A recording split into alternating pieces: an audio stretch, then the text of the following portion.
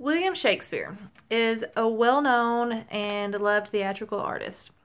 He was an easy choice for me to talk about because I've always been intrigued by his plays, and I felt that I would love to get to know him more as a person. He's often referred to as the greatest writer in the English language. He wrote 39 plays, 154 sonnets, 2 long narrative poems, and some other verses, most produced between 1589 and 1613. His plays are still performed today more often than any other playwright. They have also been translated into every living language, and even made into big movie productions. It's been over 400 years, and the audience still craves a good Shakespearean play. And William Shakespeare was baptized on April 26th, 1564. His actual birthday is unknown, but it's observed on April 23rd, 1564. And he died on April 23rd of 1616. Shakespeare got married when rather young. He was only 18 years old when he married Anne Hathaway, who was 26 years old at the time. 6 months later, Anne gave birth to a girl they named Susanna. And almost 2 years after that, they had twins, a boy named Hamnet and a girl named Judith. Hamnet sadly died when he was only 11 years old, but it was of unknown causes.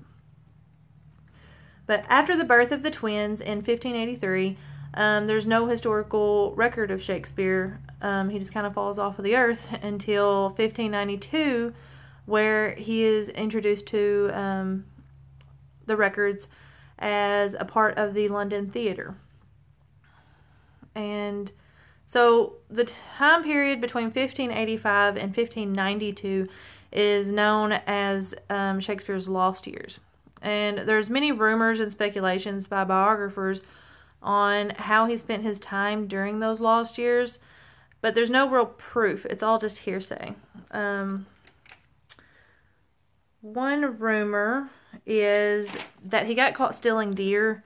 He got into some trouble and had to spend some time on the run to escape persecution. There's another story that says he gained entry into the world of theater by minding the horses of the theater goers. So to kind of get his foot in the door, he was taking care of their horses and getting to know them. And then there's another theory that he was a soldier in the Low Countries. But again, all of those theories are just speculations because they were created long after his death, and there's no proof of any of them, and so they hold no merit. But regardless of the rumors of his lost years, in 1592, we know that he was involved with the London Theatre. Robert Greene, a fellow dramatist, took a public stab at him in the book called Greene's Groat's Worth of Wit Bought with a Million of Repentance. And in the book, he blatantly insults Shakespeare and uses him as the object of sarcasm. It's believed that Greene felt as if Shakespeare was out of his league, trying to keep up and perform up against the university-educated writers, or the university wits, as they referred to them, since Shakespeare had no formal education after, grammar school. So, in the book, again, he referred to Shakespeare as a Johannes factotum, or a jack of all trades, which doesn't sound that bad to us.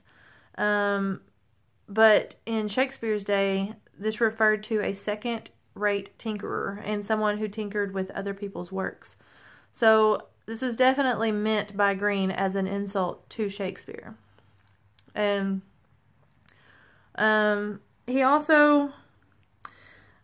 records also show some of Shakespeare's plays being performed on the London stage by 1592, but no one really knows when he started writing.